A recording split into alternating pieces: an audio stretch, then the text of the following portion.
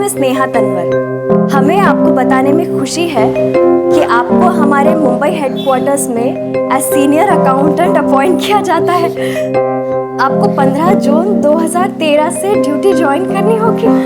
15 जून, ये तो अभी है। Congratulations. Thank you. कांग्रेट्स दीदी। थैंक यू मौसा जी। कांग्रेचुलेशंस बेटा। Thank you. पापा, अब आज तो पार्टी होनी चाहिए ना? बिल्कुल ठीक। आज हम सब मिलकर बाहर खाना खाने जाएंगे हैं?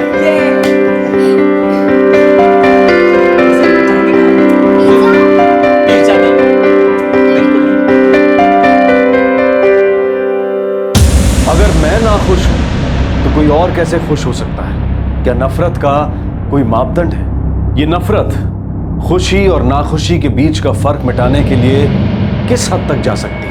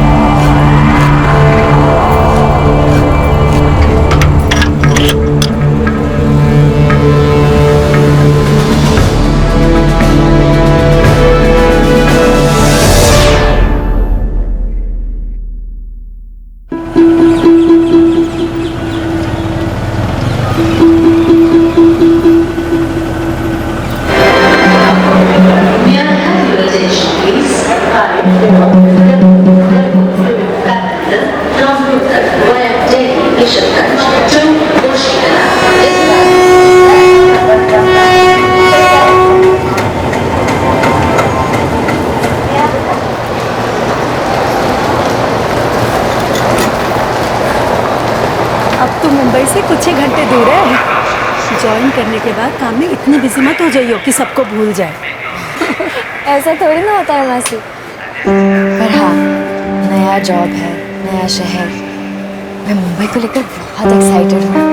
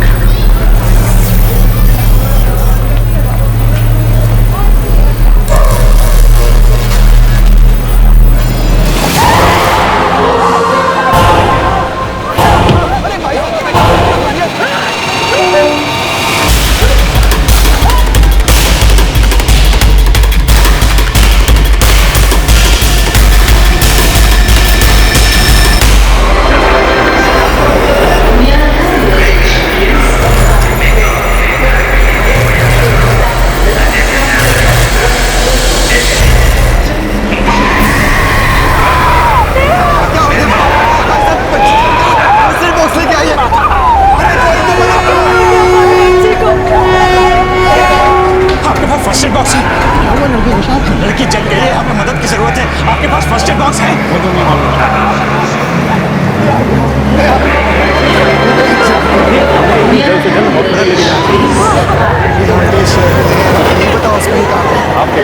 स्टेशन के पास में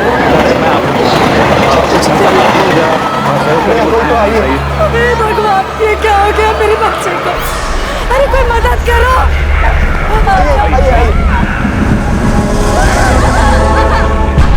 मुंबई के भीड़ भाड़ वाले रेलवे स्टेशन पर दिन दहाड़े एक लड़की पर किसी ने तेजाब फेंका। हमलावर भाग निकला और नेहा तनवर बुरी तरह से जख्मी हो गई। इस जुर्म की खबर ने सिर्फ मुंबई को ही नहीं बल्कि पूरे देश को हिलाकर रख दिया। देखिए, आपकी लड़की की हालत बहुत खराब है और उसे तुरंत मेडिकल अटेंशन की जरूरत है और हमारे पास इतनी फैसिलिटीज नहीं है। आप प्लीज उसे किसी बड़े हॉस्पिटल में लेके जाइए। लेकिन हम जाएंगे कहाँ? हम तो मुंबई पहली बार आए हैं। टाउन साइड में हॉस्पिटल है, हम इन्हें एम्बुलेंस से वहाँ शिफ्ट कर सकते हैं। जी, आपको यहाँ पर एम्बुलेंस मिल जाएगी, आप जल्द से जल्द उन्हें शिफ्ट करवा दीजिए। कुछ पता ही नहीं चला साहब। दिल्ली मुंबई एक्सप्रेस प्लेटफॉर्म आके रुकी थी, जो गाड़ी से उतर रहे थे और अचानक कुछ हुआ, फिर लड़की चीखने लगी। वो लड़की को कहाँ निकल गई? एक साथ थे, उन्होंने मदद की, इधर बगल वाले हॉस्पिटल में लेके गए। वो अपना वेस्ट में राइट में पड़ता है ना, मतलब हाँ सर वही। बेचारे, मैं हॉस्पिटल जाता हूँ, तो तक सीसीटीवी फुटेज और आसपास के लोगों से पूछना। सर,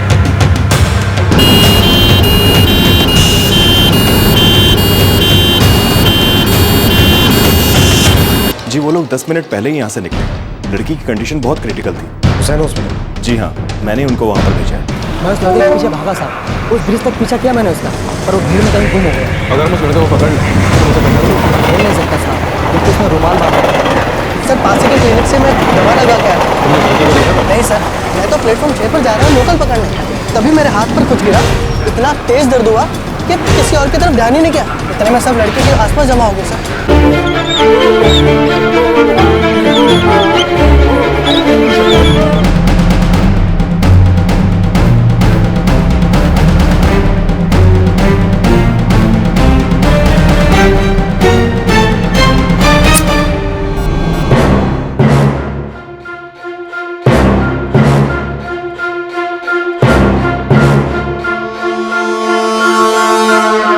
कुछ पता नहीं सर, हम तो बस ट्रेन से उतरे ही थे और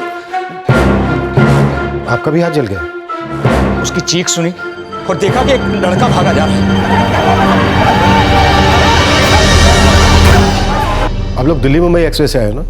जी सर, हमारी भांजी नेहा ट्रेजरी डिपार्टमेंट के हेडक्वार्टर्स में एज सीनियर अकाउंटेंट ज्वाइन करने वाली थी। सीरियस मतलब कितनी सीरियस? 20% बर्न्स हैं, मगर उसकी राइट आई पूरी तरह डैमेज हो चुकी है। चेस्ट, नेक सब बुरी तरह जख्मी है। आप लोगों को फौरन कुछ फॉर्म्स पे साइन करना है। ये हादसा आज सुबह प्लेटफॉर्म नंबर 2 पर हुआ। हमारी जानकारी के अनुसार इस लड़की का नाम नेहा तनवर है। ये लड़की दिल्ली से मुंबई जॉब करने आई। स्टेशन पर उतरते ही किसी ने इस पर एसिड फेंककर हमला किया। भीड़ होने की वजह से हमलावर भाग निकला और पुलिस को अभी तक इस लड़की के बारे में कोई जानकारी नहीं। कैमरामैन मनोज के साथ मैं अदिति सोमवारे, मुंबई।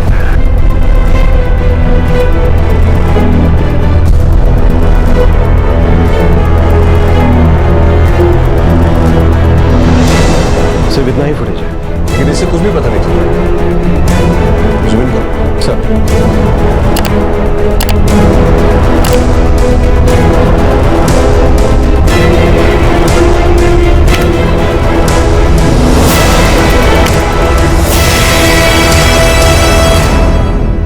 इस आदमी का चेहरा तो ढका हुआ है। सर, एक कुली ने काफी दूर तक पीछा किया था, लेकिन भीड़ का फायदा उठा के आदमी भाग गया। लड़के के पिता ने कुछ बताया? थोड़ी देर बाद उनसे बात हुई। लड़की अभी काफी सीरियस कंडीशन में, उसे ऑपरेशन थिएटर में लेना चाहिए। ये आदमी कोई जान पहचान वाला हो सकता है। फैमिली से पता करो, किसी बॉयफ्रेंड का चक्कर तो नहीं था। ये लोग पहली बार मुंबई आए हैं, लड़की अपनी जॉब ज्वाइन करने आई। हो सकता है कोई पुराना बॉयफ्रेंड हो या कोई दोस्त जो पीछा करता हुआ यहाँ तक आ गया हो। नहीं सर, हमें ऐसा तो कुछ नहीं लगता। सीसीटीवी फुटेज से नजर आता है कि उस लड़के ने नेहा के कंधे पर टैप किया, नेहा मुड़ी और उसने एसिड फेंका। ऐसा लगता है जैसे सब कुछ पहले से प्लान था। नेहा का कोई फ्रेंड या बॉयफ्रेंड जो ऐसा कर सकता? नहीं सर, नेहा ऐसी लड़की नहीं, उसका कोई बॉयफ्रेंड रहा ही नहीं सर। हो सकता है ये लड़का आपकी फैमिली की जान पहचान का हो, जिससे नेहा की सगाई की बात हुई हो या फिर शादी की। हो सकता है वो किसी बात पर नाराज हो गया। देखिए, लड़के का चेहरा ढका है, लेकिन उसकी कदकाठी देखकर पता चलता है कि लड़का जवान था।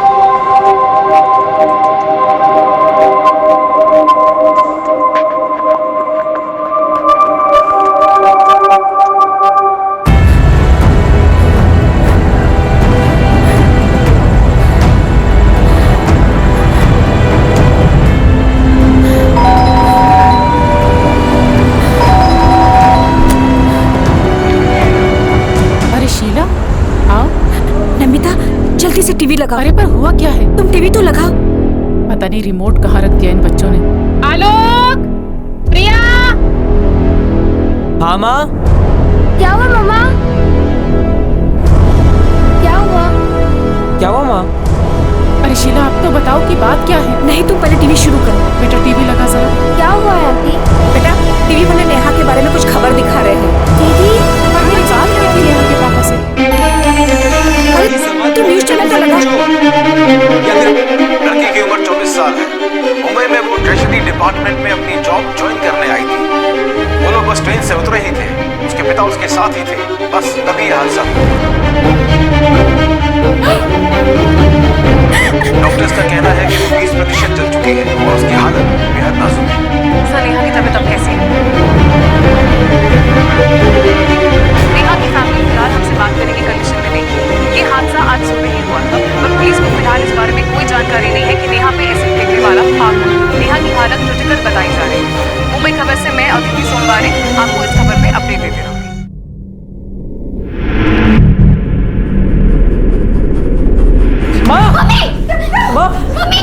माँ उठो माँ। क्या हुआ? माँ नमिता, माँ।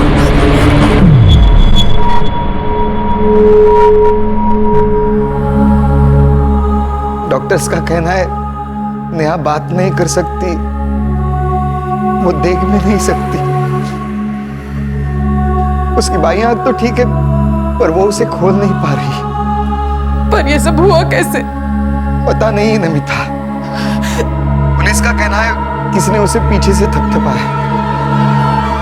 मैं तो आगे था, मैं कुछ देख नहीं पाया। उसकी चीख सुनकर मैं पलटा, मेरे हाथ पे भी कुछ गिरा था, जलन होने लगी। थोड़ी देर बाद मुझे पता चला कि उसने नेहा पर एसिड फेंका था।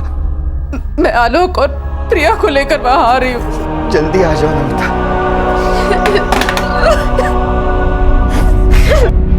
वो हमलावर कौन था?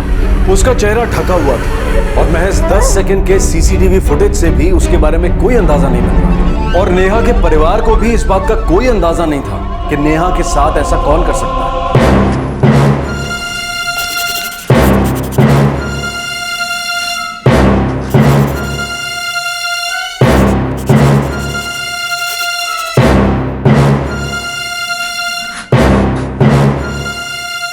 सर, ये सिर्फ अंदाजे से बनाया। उसका चेहरा ढका हुआ था, हो सकता है वो ऐसा दिखता हो और शायद ना भी। सर सीसीटीवी में देख के लगता है हाइट कुछ 5'10", 5'11" होगी। देखते हैं, शायद इसे देखकर लड़की के पिता या मूसा जी उसे पहचान जाए।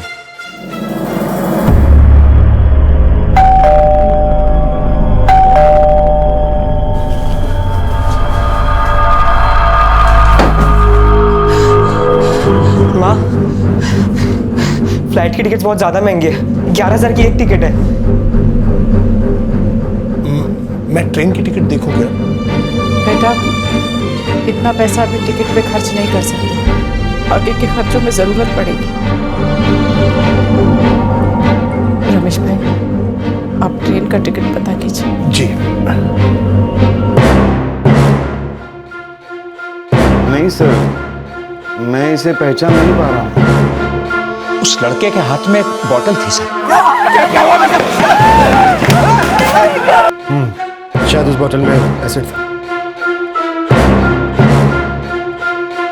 एक बात मुझे अभी याद आई है सर। क्या? ये जो भी कुछ जिस तरह हुआ मेरे बात दिमाग से निकल गई थी सर। उस लड़के को मैंने ट्रेन में ही देखा था सर। ट्रेन में? जी।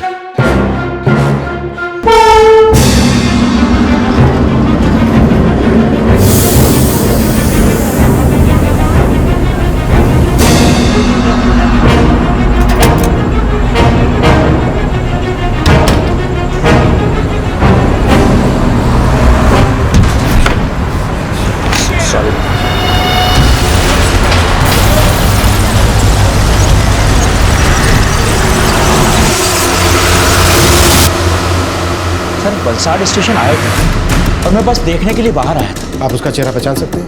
1-2 सेकंड की बात थी सर, इसलिए सॉरी। क्या कोई ऐसा है जो दिल्ली का ही हो? देखिए, मैंने आपसे पहले भी पूछा, नेहा का कोई ऐसा दोस्त कि उससे बहुत नाराज हो? सर मैं सचमुच समझ नहीं पा रहा हूँ कि कौन ऐसा कर सकता है, क्योंकि ऐसा कोई है ही नहीं जिसका नेहा से झगड़ा हुआ हो। देखिए सर, हम मिडिल क्लास लोग हैं। नेहा मेरी बड़ी बेटी है, शुरू से क्लास में टॉपर रही है वो। बहुत जिम्मेदार और समझदार लड़की है। सर मैं दिल्ली शिफ्ट ही इसलिए हुआ था कि बच्चों को अच्छी पढ़ाई मिल सके, और नेहा बहुत होनहार है। कोई उसका दुश्मन क्यों हो सकता है? सर वो तो अपना करियर बनाने मुंबई आई है। बड़ी मेहनत से उसने गवर्नमेंट एग्जाम पास किया है, सिलेक्ट भी हुई है। क्यों कोई उसे नुकसान पहुंचाना चाहे?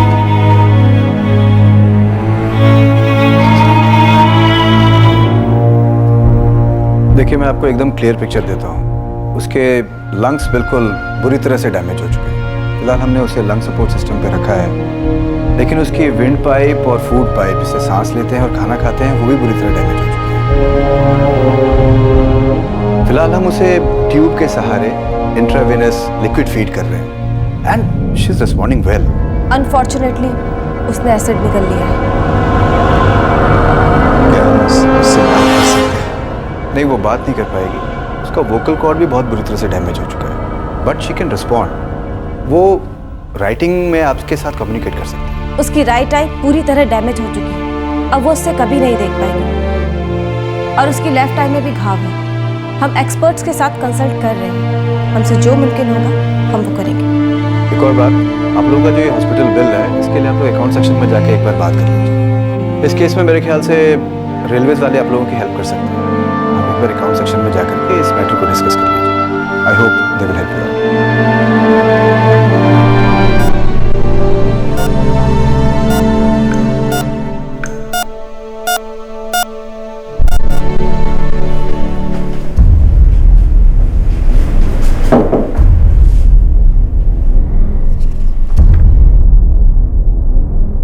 मुझे इस केस की जानकारी है।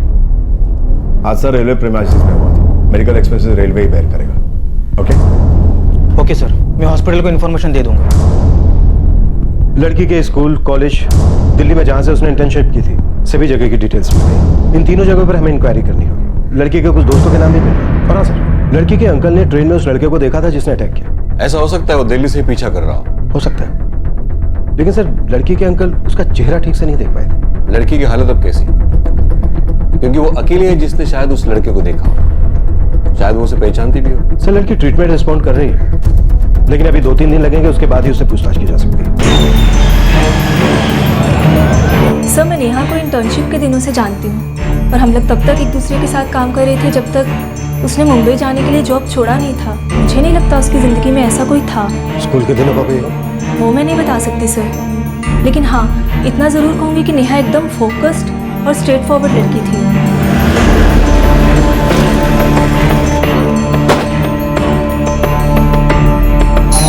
नेहा की माँ, भाई और उसकी बहन तीनों कल रात को ही ट्रेन से मुंबई के लिए निकले। कॉलोनी में कोई ऐसा भी है जिसकी नेहा के साथ दुश्मनी है? जी नहीं, नेहा बहुत ही प्यारी और समझदार बच्ची है, उतनी ही जिम्मेदार है।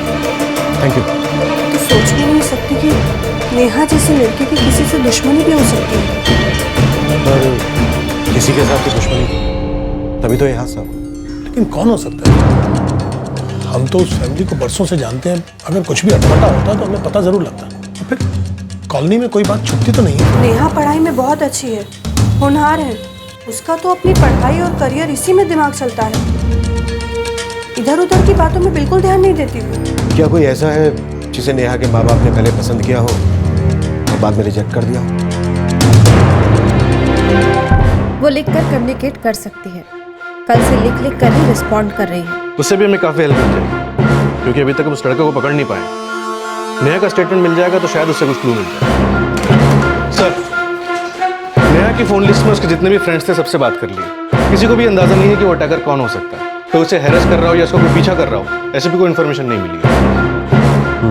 सर एक पॉजिटिव न्यूज़ है, नेहा अब लिखकर बात कर सकती है। That's good.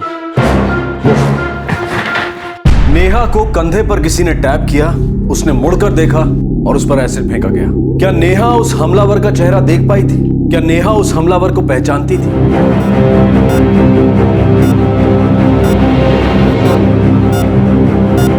उसने मेरे कंधे पर टैप किया, मैं मुड़ी और उसने मेरे चेहरे पर कुछ फेंका। उसकी हाइट कोई 5 फुट 10 से 11 इंच होगी।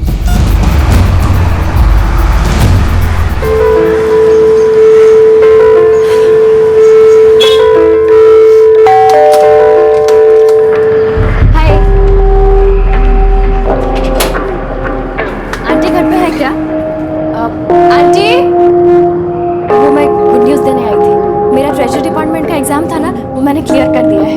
मिठाई देने आई हूँ।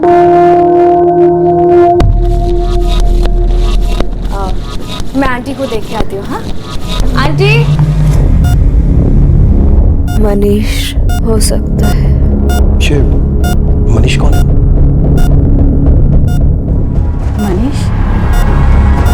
मनीष तो हमारे पड़ोसी का लड़का है। नहीं रौनक, मैं इस बारे में कुछ नहीं सोचना चाहूंगी, आज भी नहीं और आगे भी नहीं। देखो नेहा, मुझे कोई जल्दी नहीं है। You take your time. मैं समझ रही हूँ तुम क्या कह रहे हो, पर ये सच में पॉसिबल नहीं है। ये नहीं हो पाएगा। आई एम सॉरी, मैं चलती हूँ। रौनक भी हो सकता है। ये रौनक कौन? रौनक खत्री? देखो पंकज, हम दोनों ही जानते हैं कि इस बात को आगे बढ़ाने से कोई फायदा नहीं, तो फिर क्यों? क्योंकि नेहा तुम उसकी बेस्ट फ्रेंड हो और सिर्फ तुम ही मेरी हेल्प कर सकती हो। Neha please help me. मैं जानती हूँ Pankaj, but I am really sorry. Pooja अपना डिसीजन ले चुकी है एंड आई थिंक तुम्हें भी उसके डिसीजन की रिस्पेक्ट करनी चाहिए।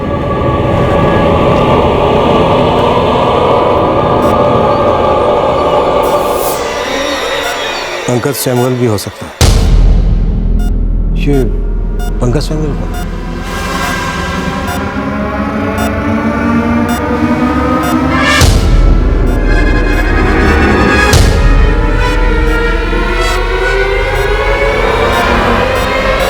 पूजा का एक्स बॉयफ्रेंड। पूजा मतलब तुम्हारे पहले वाले ऑफिस की कलीग है?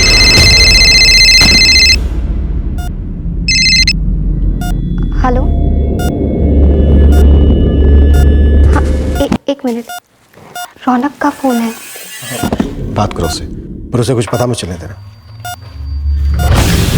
हाँ रौनक। मैंने नेहा के बारे में सुना। मैं तुम्हें तुरंत कॉल करना चाहता था, लेकिन तुम्हारा नंबर अभी जस्ट मिला मुझे। अभी कैसी है नेहा? ठीक नहीं है। और पुलिस को कुछ पता चला ये अटैक उसने किसने किया था? नहीं, अभी तक कुछ पता नहीं चला। सच प्रिया, नेहा के बारे में सुनकर बहुत बुरा लग रहा है। वो अपना नया जॉब ज्वाइन करने वाली थी ना? ठीक है प्रिया, टेक केयर और नेहा का भी ख्याल रखना। बाय। नेहा दीदी के बारे में पूछ रहा था कि पुलिस को कुछ पता चला कि एसिड अटैक किसने करवाया था।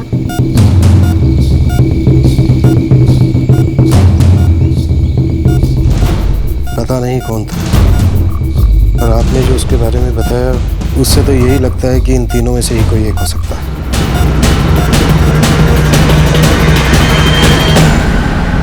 अब शक के दायरे में 3 लोग थे। हालांकि शक की बुनियाद पक्की नहीं थी। नेहा ने उस हालत में उस लड़के की कद काठी के बारे में जो कुछ सुना समझा, उससे ही अंदाजा लगाया गया था। क्या ये एक लीड थी जो पुलिस को सही दिशा में ले जा सकती थी?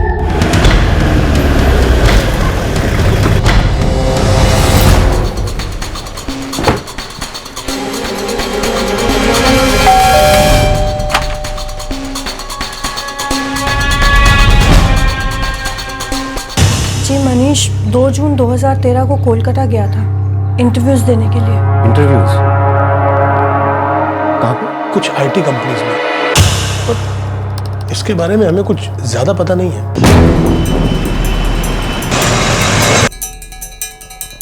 जी उस वक्त वो जॉब्स के लिए अप्लाई कर रहा था। इस वक्त कहाँ है? जी इस वक्त वो बेंगलोर में जॉब कर रहा है। Yes, this is Manish Singh. क्या तुम 4 और 5 जून 2013 को कोलकाता में थे? जी हाँ, 4-5 कंपनीज के इंटरव्यूज थे। कंपनीज के नाम देना। या श्योर।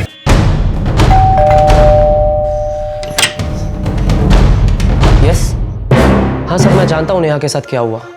सारे न्यूज़ चैनल्स पर यही तो खबर है। 4 और 5 जून 2013 को तुम कहाँ थे? मैं सर लखनऊ में था। पर आप कहना क्या चाहते हो? तुम यहाँ से नाराज थे क्योंकि पूजा के साथ तुम्हारा पैचअप करवाने में उसने मदद नहीं की थी। तुम उसकी बेस्ट फ्रेंड हो नेहा, सिर्फ तुम ही मेरी हेल्प कर सकती हो। प्लीज हेल्प मी। देखो पंकज, पूजा ने अपना डिसीजन ले लिया है। वो अपने पेरेंट्स की मर्जी के खिलाफ शादी नहीं करना चाहती। तुम्हें भी ये बात समझनी होगी। वो अपनी लाइफ में आगे बढ़ चुकी है, तुम भी उसे बुलाकर आगे बढ़ जाओ। नेहा, हम दोनों एक दूसरे से प्यार करते हैं। वो ऐसा सोच भी कैसे सकती है कि मैं उसे भूल जाऊंगा? तो इनफैक्ट हमारी एंगेजमेंट होने वाली थी। मैं जानती हूँ पंकज, पर अगर पूजा ने तय कर ही लिया है कि वो अपने पेरेंट्स की मर्जी से ही शादी करना चाहती है, तो तुम्हें भी उसकी सेंटिमेंट्स को रिस्पेक्ट करना चाहिए। और देखो, ऐसा तो नहीं है ना कि वो तुमसे रिश्ता रखना चाहती है, पर फिर भी अपने पेरेंट्स के वजह से चुप है। वो अपना डिसीजन ले चुकी है और हमें भी उस डिसीजन की रिस्पेक्ट करनी चाहिए। मैं जानती हूँ थोड़ी तकलीफ होगी, थोड़ा दुख होगा, but moving on is the best option. Trust me.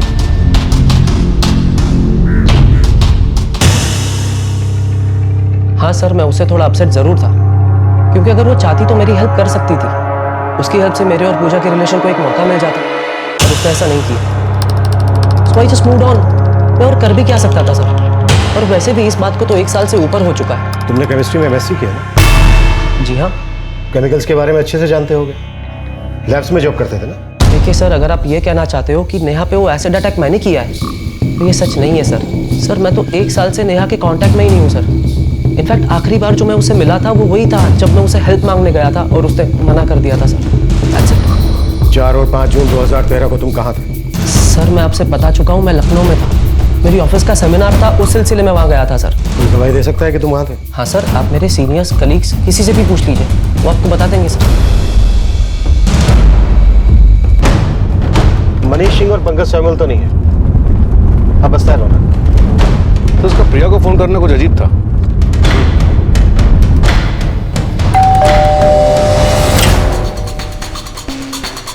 जी रौनक खत्री?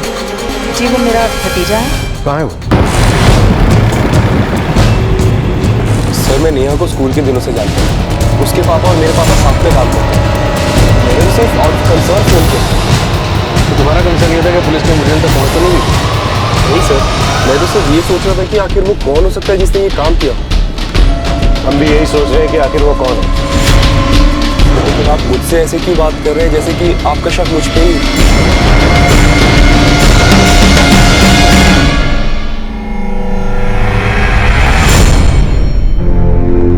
मेरी बेटी के साथ जो हुआ वो बहुत बुरा हुआ,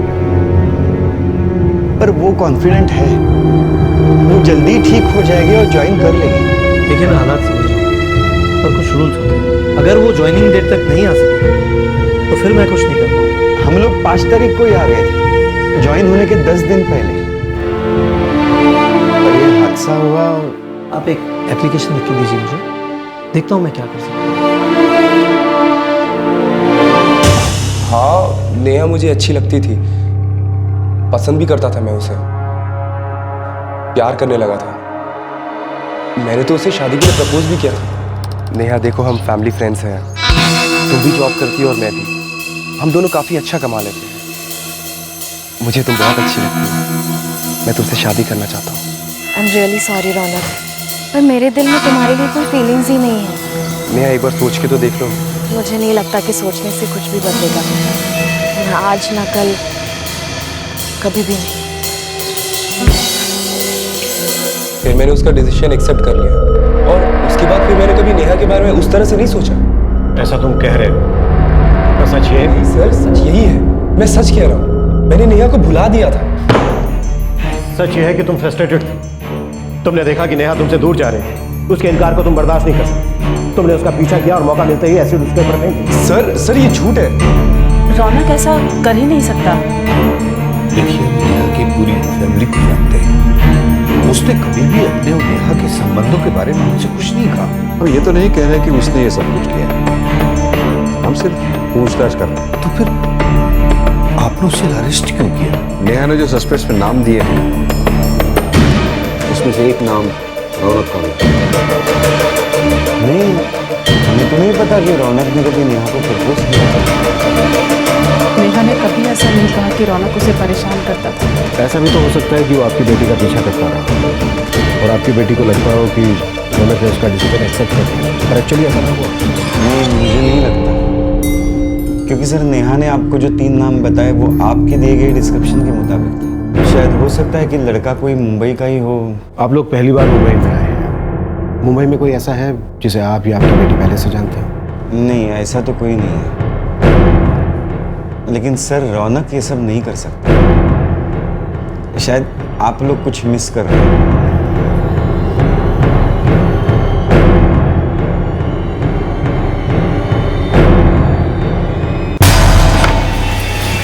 सॉरी।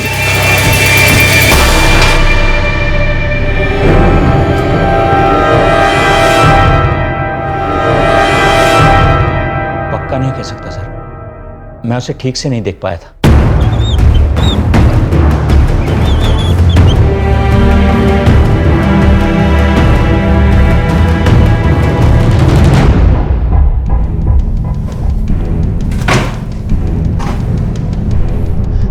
डॉक्टर ने क्या कहा? नेहा की हालत और भी बिगड़ती जा रही है।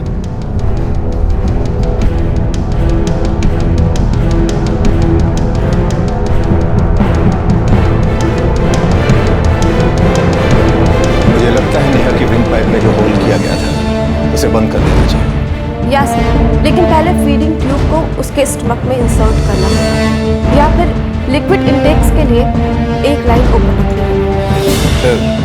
और उसकी नर्सिंग कंडीशन भी बहुत बिगड़ती जा रही है।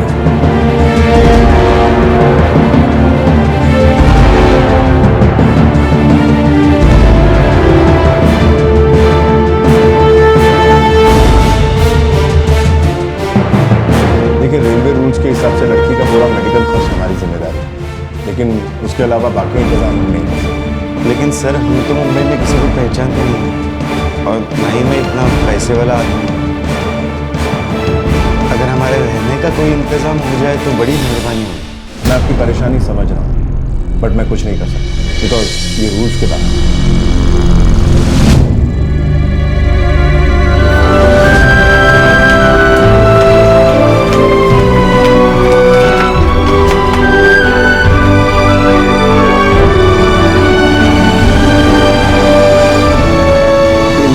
को लेकर हॉस्पिटल जा रहा हूँ, तुम लोग आ जाना। सब लोग अपना ख्याल रखो। मैं जानती हूँ आप सब परेशान हैं। मेरी चिंता मत करो, मैं जल्दी ठीक हो जाऊँ।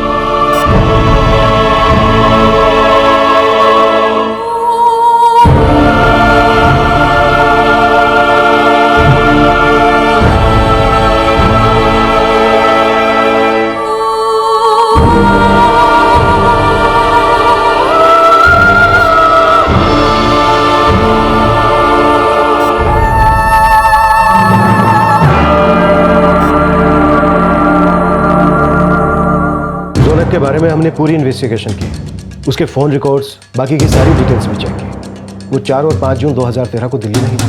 ऐसा तो नहीं कि उसने कोई अलिबा तैयार किया हो? अभी तक कोई ऐसा सबूत तो हाथ नहीं आया और हमारे पास भी कोई प्रूफ नहीं है कि उसने नेहा पर अटैक किया। अभी तक तो नहीं, लेकिन हाँ, नेहा के बहुत से पड़ोसियों ने ऑफ द रिकॉर्ड कहा है कि वो लड़का नेहा के पीछे पड़ा। पॉसिबल तो हो सकता है। जब तक कोई ठोस सबूत नहीं मिलता हम आगे नहीं बढ़ सकते इस पिटीशन में।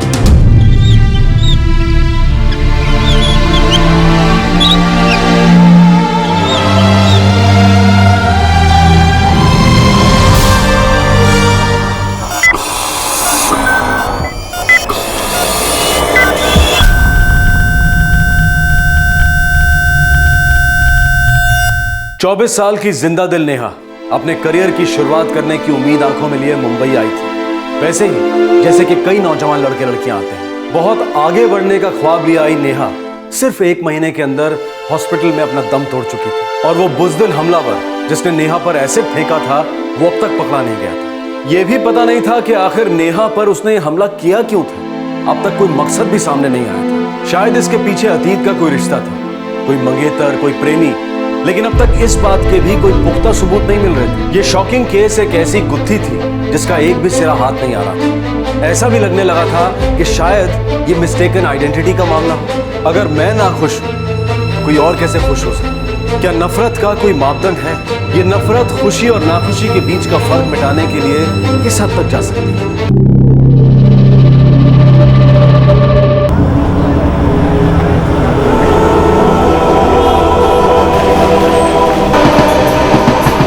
अभी की ब्रेकिंग न्यूज। 24 वर्षीय नेहा तनवर, जिस पर 5 जून 2013 को दादर रेलवे स्टेशन पर एसिड अटैक हुआ था, उसकी आज शाम को मौत हो गई है। नेहा दिल्ली से अपनी नई नौकरी ज्वाइन करने मुंबई आई थी। डॉक्टर्स का कहना है कि उसकी मौत मल्टीपल ऑर्गन फेलियर की वजह से हुई है।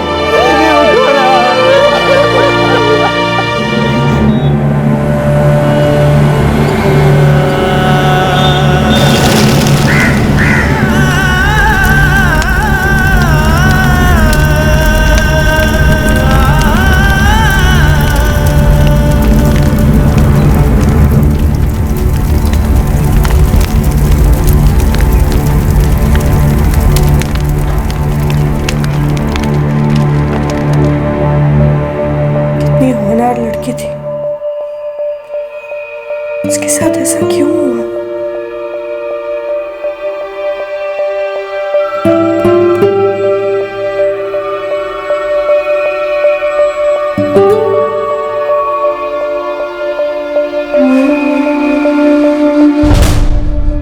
पता नहीं क्यों इन लोगों ने अभी तक मुझे अपनी कस्टडी में रखा हुआ। कसम से चाचा जी, मैंने कुछ नहीं किया, मैंने कुछ नहीं किया चाचा जी, कुछ नहीं किया।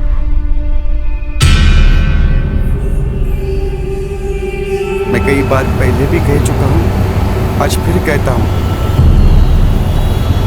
हमारी या हमारी बेटी की किसी से कोई दुश्मनी नहीं है। इतना वक्त ही कहा था उसके पास। उसका सारा ध्यान अपनी पढ़ाई में, अपने करियर में लगा था। बहुत मेहनती थी मेरी बेटी।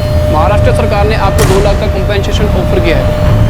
मुझे पैसा नहीं चाहिए, मैं तो इंसाफ चाहता हूँ मेरी बेटी के लिए। सरकार चाहे तो पैसा किसी ऐसी संस्था को दे जो ऐसे विक्टिम्स के हित में काम करती है। मेरी बेटी का गुनहगार अब भी बाहर आजाद घूम रहा है। मैं तो सिर्फ ये चाहता हूँ कि उसे सजा मिले, बस। रौनक को अब तक पुलिस ने जुड़ी से कस्टडी में रखा हुआ है। हालांकि उसके खिलाफ पुलिस के पास कोई भी सबूत नहीं है।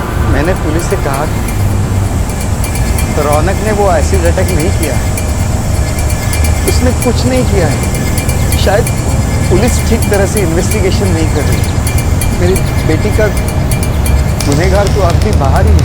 आपकी नज़र में वो कौन हो सकता है? नहीं, मुझे नहीं पता, लेकिन जिसे पुलिस ने अरेस्ट किया है वो नहीं है, ये मैं दावे के साथ कह सकता हूँ। नेहा ने कभी हमसे उसकी शिकायत नहीं की, ना ही उसके बारे में कुछ कहा था। मैंने सीबीआई इंक्वायरी की मांग की है।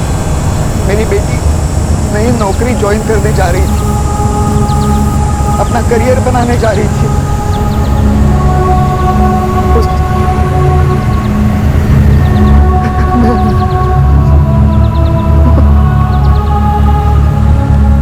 अटैक का कोई मकसद नजर नहीं आ रहा था। रौनक न्यायिक हिरासत में था, लेकिन उसके खिलाफ एक भी सबूत नहीं था। आखिर वो कौन था जिसने नेहा पर अटैक किया था? कौन उसकी मौत के लिए जिम्मेदार था? रौनक के खिलाफ हमारे पास एक भी सबूत नहीं है। उसकी हमने हर डिटेल्स की इन्वेस्टिगेशन की है। जिस दिन ये अटैक हुआ उस दिन वो दिल्ली में ही था। केस की फिर से इन्वेस्टिगेशन करो, जिन जिन पर शक है उन सब की डिटेल्स चेक करो। हमें जल्द से जल्द उस अटैकर को अरेस्ट करना होगा।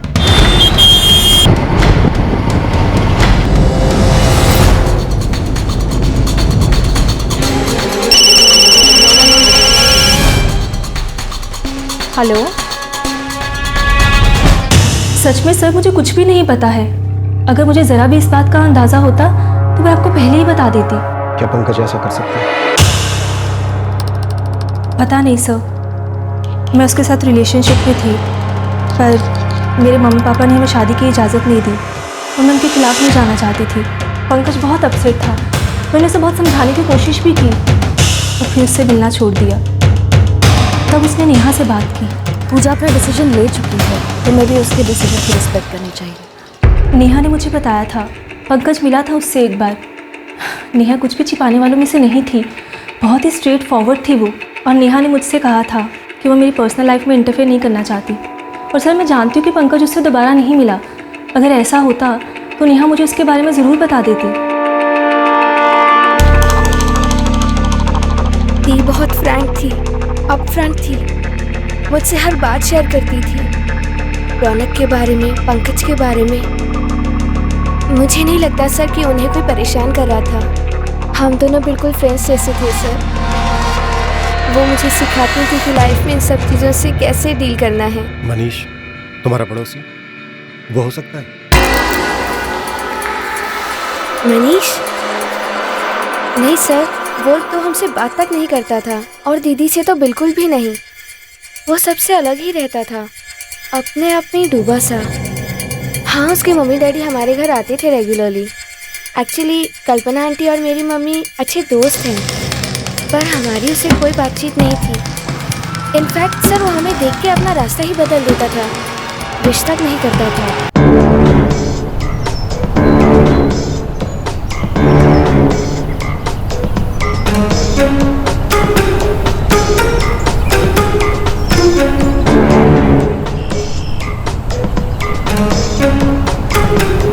मनीष की प्रॉब्लम क्या है? हमेशा ऐसे देख के पलट जाते हैं जैसे हमसे कोई प्रॉब्लम हो इसे। दीदी जाने दो, वो ना ऐसा ही है। एक्चुअली सबसे अलग अलग ही रहता है। उसे छोड़ो, आप मेरी नोट्स कब कंप्लीट कर रहे हो? कोई ऐसी बात जिसका उसे बुरा लगा हो? नहीं सर, वो हमसे बात ही नहीं करता था, तो किसी बात का बुरा लगने का सवाल ही नहीं उठता। शायद कोई और ही होगा जिसे आप ढूंढ नहीं पा रहे। देखिए, हम हर उस शख्स पर नजर रख रहे हैं जिसके पास ये अटैक करने का कोई मोटिव था। लेकिन सर, आप शुरू से एक ही बात को लेकर इन्वेस्टिगेशन कर रहे हो कि मेरी बेटी का कोई दुश्मन था। फिर इस अटैक के पीछे और क्या वजह हो सकती है? सर, एसिड अटैक को हुए 5 महीने हो चुके हैं। मेरी बेटी को गुजरे हुए 4 महीने हो चुके हैं। फिर भी केस किसी नतीजे पर नहीं पहुंचा है। गुनाहगार जो कोई भी है बाहर घूम रहा है आजाद। क्या एक खतरनाक नहीं है? सर, दिन दहाड़े एक पब्लिक प्लेस पर उसने मेरी बेटी पर एसिड से अटैक किया। एक ऐसी पब्लिक प्लेस जहां पे हमारी सिक्योरिटी के लिए सीसीटीवी, पुलिस सब मौजूद थी। फिर भी वो भाग निकला। इतना ही नहीं, वो अब तक पुलिस की पहुंच से भी बाहर है। सर, मेरी आपसे एक ही दरख्वास्त है, इस केस की जांच सीबीआई को सौंपी जाए, क्योंकि मुझे नहीं लगता कि पुलिस इस केस को ठीक तरह से सुलझाने की कोशिश कर रही है। कोर्ट एक बार पुलिस द्वारा की गई जांच की रिपोर्ट देखना चाहिए, उसके बाद ही इस मामले में सही डिसीजन लिया जाए।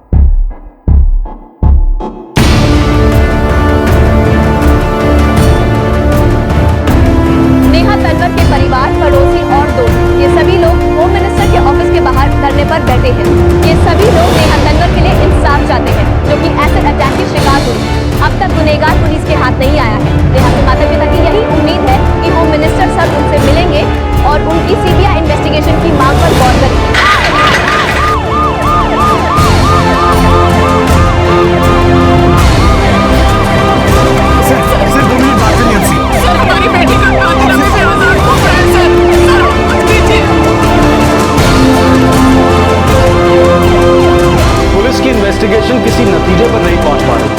ऐसा कोई आदमी नहीं बचा था जिस पर शक किया जा सके। नेहा के माता पिता केस की सही सुनवाई के लिए लड़ रहे हैं। वो कोर्ट का दरवाजा खटखटा रहे थे और हर उस अधिकारी का भी जहां उनकी मांग को सुना जाए। आखिर हमले के 6 महीने बाद, नेहा तनवर की मौत के 5 महीने बाद उम्मीद की एक किरण नजर आई। कोर्ट ने अब तक हुई सारी इन्वेस्टिगेशन पर गौर किया है और ये पाया है कि इन्वेस्टिगेशन किसी नतीजे पर नहीं पहुंची। ये कोर्ट इस मामले को स्टेट क्राइम ब्रांच को सौंपने का ऑर्डर देती।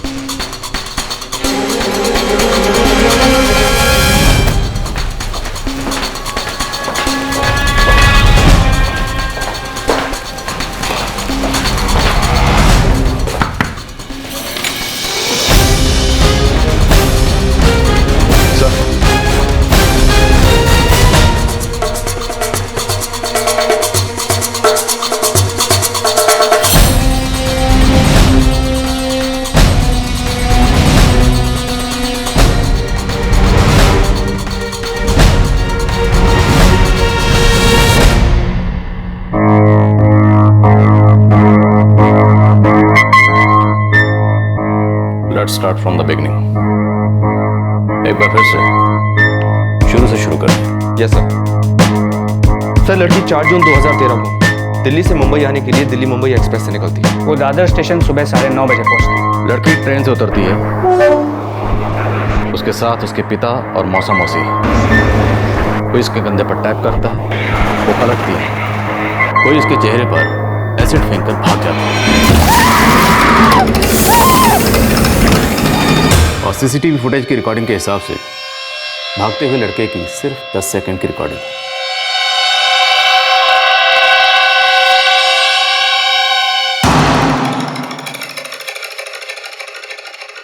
लड़के का चेहरा ढका हुआ है। एक कुली लड़के को पकड़ने के लिए उसके पीछे भागता है, लेकिन वो उसे पकड़ नहीं पाता और लड़का भागने में कामयाब हो जाता है। नाउ द पॉइंट नंबर 1, क्या ये केस मिस्टेकन टारगेट का हो सकता है? लेकिन सर उस लड़की के कंधे पर टैप किया था, मतलब कोई पहचान वाला ही होगा।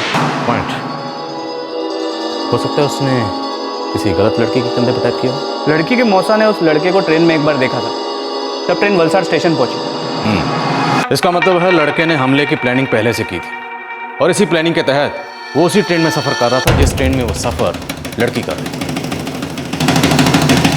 पुलिस ने अब तक 3 लोगों को इन्वेस्टिगेट किया, लेकिन तीनों में से किसी का भी मोटिव क्लियर नहीं। आई थिंक सर उस दिन दिल्ली से उस बोगी में जितने लोग चढ़े थे उन लोगों की लिस्ट हमें एक बार फिर से चेक करनी चाहिए। और उस लड़की के ग्रुप की और कितनी लड़कियां थी वो भी पता। सर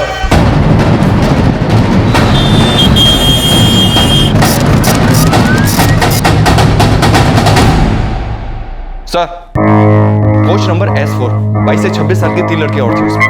मेघा बोरकर उम्र 25 साल, बर्थ नंबर 14। श्रेया पटेल उम्र 24 साल, बर्थ नंबर 30।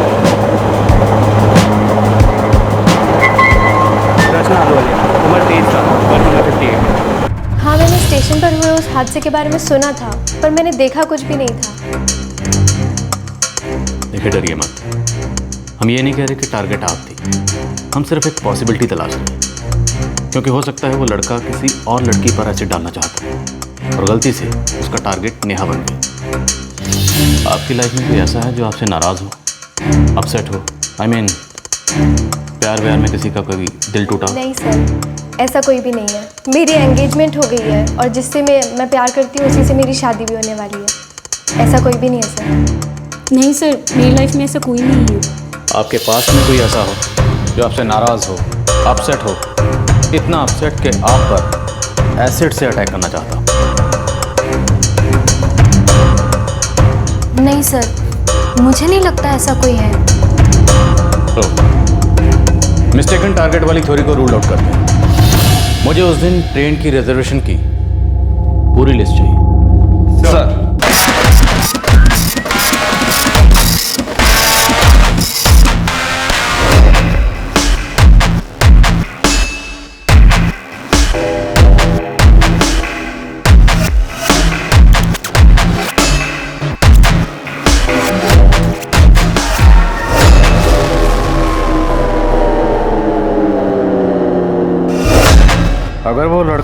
करने के इरादे से ट्रेन में चढ़ा था तो उसने कहीं ना कहीं से तो रिजर्वेशन करवाई होगी, कहीं ना कहीं से तो बुकिंग की होगी।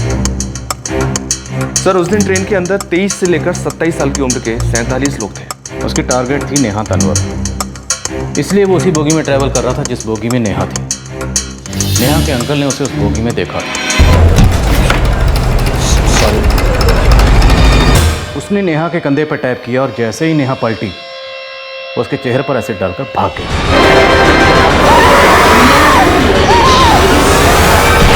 नेहा को 15 जून 2013 को ज्वाइन करना था, लेकिन वो लोग लगभग 2 हफ्ते पहले आ गए थे। वो लोग पहली बार मुंबई आए थे सर। इसने तो टिकट बुक किया होगा।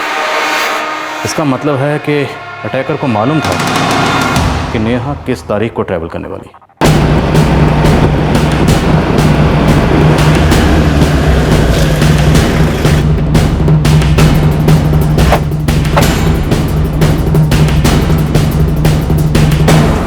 रिजर्वेशंस मैंने ही करवाए थे। सोचा था कुछ दिन पहले जाते हैं ताकि नेहा मुंबई में सेटल हो जाए, थोड़ा बहुत मुंबई देख भी ले। हम में से कोई भी पहले कभी मुंबई गया नहीं था। आपकी फैमिली के अलावा आपके इस ट्रैवल प्लान के बारे में किसी और को पता था? मेरी छोटी बहन और उसके पति, वो लोग भी उनके साथ मुंबई गए थे। उनके अलावा और कोई? कॉलोनी में सभी लोग जानते थे। वो 3 लोग जिन पर पुलिस को शक था, पंकज सैमुअल, रौनक खत्री और मनीष सिंह। क्या आपको लगता है कि इन तीनों में से किसी को आपके ट्रैवल प्लान के बारे में पता हो सकता था? पंकज सैमुअल, रौनक खत्री, मेरे ख्याल से पुलिस इन दोनों की अच्छी तरह से पूछताछ कर चुकी। वो नेहा के संपर्क में नहीं थे। पुलिस ने बताया भी था कि उन्होंने नेहा के फ़ोन रिकॉर्ड्स भी चेक किए। और मनीष हमारा पड़ोसी है, उसकी माँ और मैं अच्छे दोस्त हैं। उन्हें पता? उनसे हमारे घर की कोई बात छुपी नहीं रहती है। सभी लोग बहुत खुश हैं। होंगे ही, ऐसी बेटी पर किसको फख्र नहीं होगा। हाँ, पर एक बात की चिंता भी है, मुंबई में अकेली कैसे रहेगी। इसी बात को सोचकर डर लगता है। अभी तो फिर भी उसके पापा और मासा मासी साथ जा रहे हैं, पर बाद में सब ठीक ही होगा। वैसे कब जा रहे हो लोग? 4 जून को। मनीष का परिवार सारे तीज त्योहार हमारे साथ ही मनाता है और नेहा अपनी जॉब की खुशखबरी देने खुद उनके घर गई थी। हाय, आंटी घर पे है क्या? सर मुझे नहीं लगता मनीष ऐसा कुछ कर सकता है। आपको किसी और पर शक? सर ऐसा कोई है ही नहीं जो नेहा के साथ ऐसा कुछ करना चाहेगा। सर पंकज सैमुअल, रौनक खत्री और मनीष, इन तीनों को पूरी तरह से इंटरोगेट किया गया था, लेकिन कहीं कुछ भी सॉलिड हाथ नहीं लगा है। पंकज उस वक्त लखनऊ में था, रौनक दिल्ली में। मनीष के माँ बाप का कहना है कि वो किसी इंटरव्यू के लिए कोलकाता गया हुआ। इस बात को कंफर्म किया गया था? जी हाँ सर। पंकज के कॉलेज और सर उसके ऑफिस के सीनियर ने बताया था कि वो उस दिन लखनऊ में ही था। रौनक भी उस दिन दिल्ली में ही था, इस बात को भी कंफर्म किया गया था। पुलिस ने मनीष के माँ बाप से बात करने के बाद मनीष से भी पूछताछ की थी। मुझे नेहा की बहन प्रिया के स्टेटमेंट दोबारा देखा। फाइल लेकर। प्रिया ने मनीष के बारे में कुछ तो कहा था।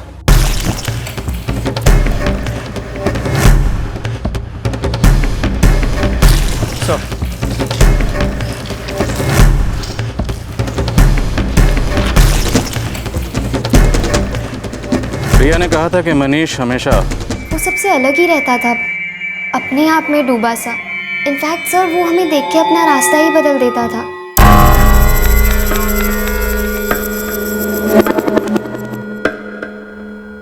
वैसे इसमें शक करने वाली कोई बात नहीं है, लेकिन फिर भी मनीष जवान है, सेम एज ग्रुप का है, फिर भी इस तरह का behaviour, you think his behaviour was normal या मनीष का कोई प्रॉब्लम है?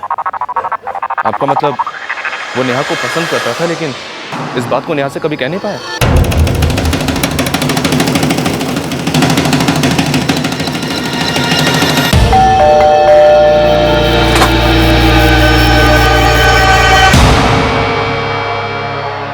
वो कोलकाता गया था इंटरव्यू के लिए, ये बात मैं पहले भी बता चुकी हूँ। नेहा और प्रिया से उसकी जरा भी दोस्ती नहीं थी? जी नहीं, दोस्ती होती तो अच्छा होता। नेहा बहुत ही होशियार लड़की थी। कोलकाता में इंटरव्यू के लिए कहाँ गया था वो? जी पता नहीं, आईटी का कोर्स पूरा करके उसने जॉब के लिए अप्लाई किया था। 2 जून को कोलकाता गया था। कहाँ जा रहा है मनीष? कोलकाता, कुछ इंटरव्यूज हैं। भगवान करे इस बार तुझे अच्छी नौकरी मिल जाए। नेहा को देख, गवर्नमेंट एग्जाम क्लियर किया उसने, ज्वाइन भी करने वाली है। पता है उसे कितनी सैलरी मिलने वाली है? वो सुबह ही चला गया था, कह रहा था कोलकाता के लिए कोई ट्रेन है उसकी। नेहा 4 तारीख को मुंबई के लिए निकलने वाली थी, ये बात आपको पता है? जी हाँ, क्यों नहीं, सभी को पता था। फिलहाल आपका बेटा बेंगलोर में है ना? जी हाँ, वहाँ नौकरी कर रहा है। Thank you. मनीष उस वक्त कोलकाता में थे, इस बात की क्रॉस चेकिंग हुई थी? नहीं सर, उस बात की क्रॉस चेकिंग नहीं हुई है। मुझे उस लड़के से दोबारा मिलना है।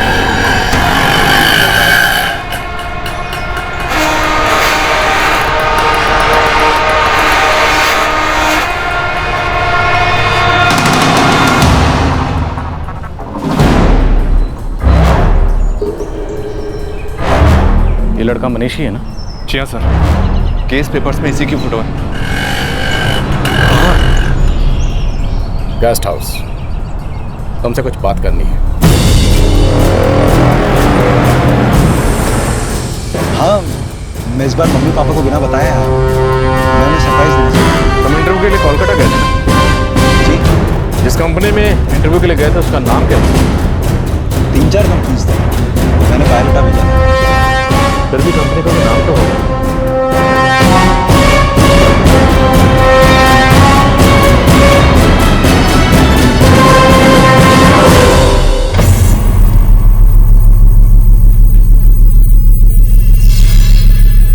तुम बेंगलोर में जॉब करते हो? जी हाँ। जिस वक्त नेहा के साथ ये हादसा हुआ उस वक्त तुम इंटरव्यू के लिए कोलकाता में, राइट? हाँ, मम्मी ने बताया था नेहा के बारे में।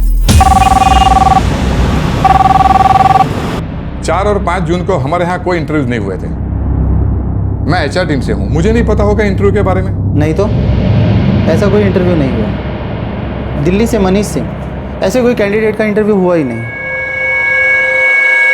तुम राइट हैंडेड हो? दाहिने हाथ से लिखते हो? हाँ। जब बॉल फेंकते हो तो दाएं से फेंकते हो या बाएं से? जी। मेरा मतलब है अगर कोई चीज़ फेंकनी होती है तो उस वक्त राइट हैंड यूज करते हो या लेफ्ट हैंड? राइट या लेफ्ट? लेफ्ट या राइट?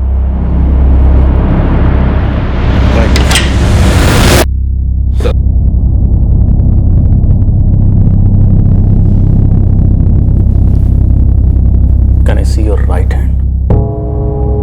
अपना दाहिना हाथ दिखाओगे प्लीज? जी।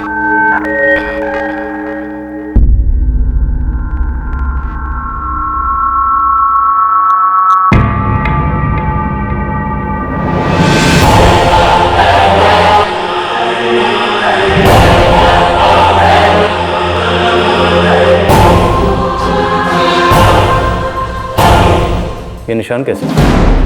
चोट लग गई? हाँ। कहाँ? वो कॉलोनी में वो तार की फेंसिंग है ना, उससे हाथ घिसट गया। मुझे लगा जलने के निशान है, एसिड से जलने का।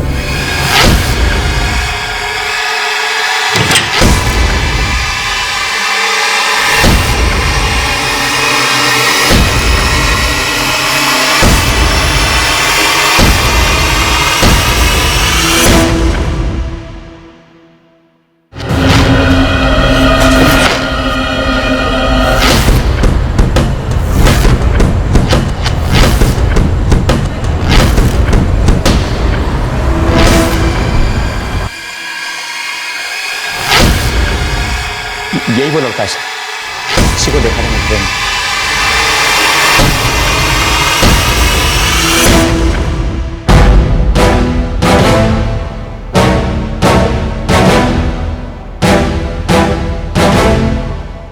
पुलिस ने मुझे बताया कि वो आपका पड़ोसी है। मैंने पहले कभी उसे देखा नहीं। वो ट्रेन में वही लड़का था, उसके पास एक बॉटल भी थी। पर मनीष की दीदी से क्या दुश्मनी थी? वो तो हमसे बात तक नहीं करता था।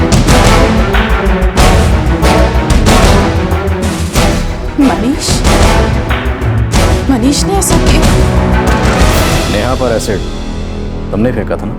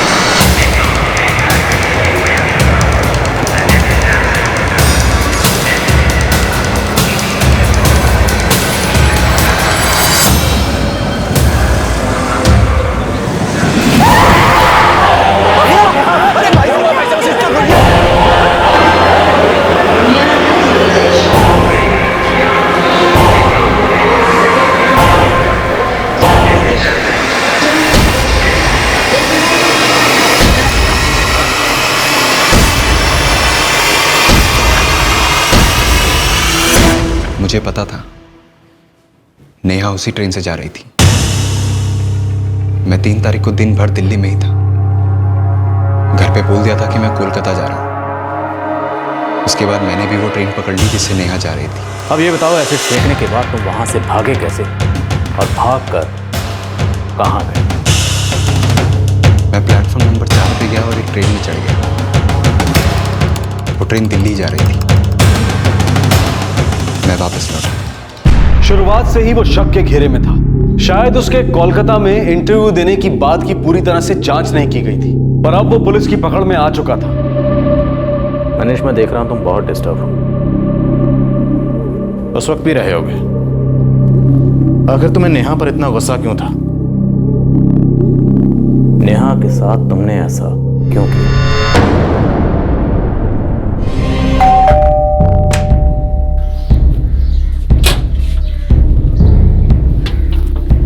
मनीष, पता है नेहा के कितने परसेंटेज आए हैं?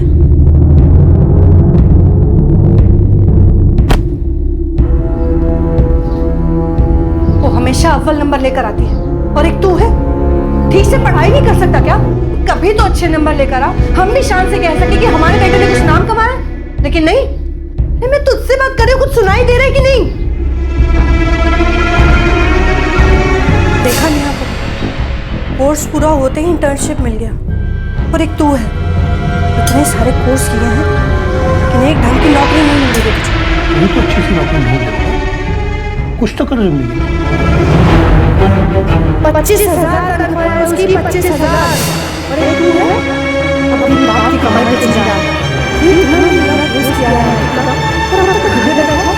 उसने सरकारी नौकरी के लिए अप्लाई किया है। पता है उसकी सैलरी कितनी होगी?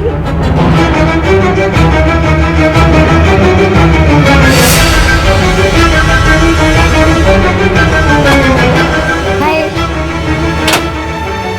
आंटी घर पे है क्या? वो मैं बिजनेस देने आई थी।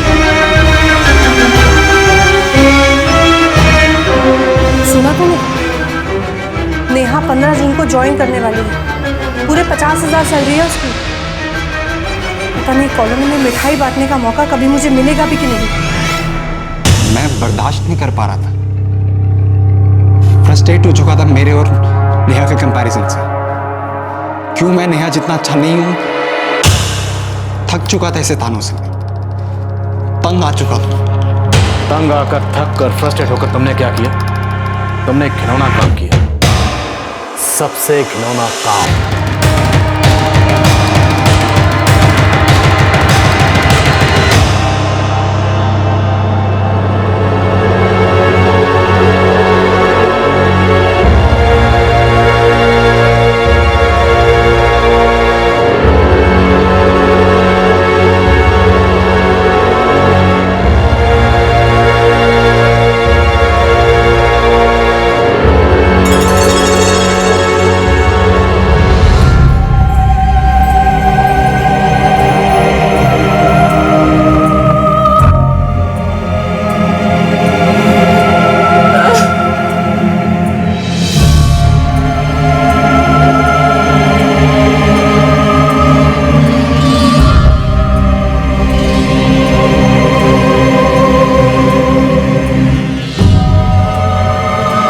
दीदी के साथ ऐसा किया? मनीष ने? दीदी की गलती क्या थी? वो तो कभी उससे बात तक नहीं करती थी, और उन्हें कैसे पता चलता कि कल्पना आंटी मनीष को दीदी से कंपेयर करती है, उसे बातें सुनाती है।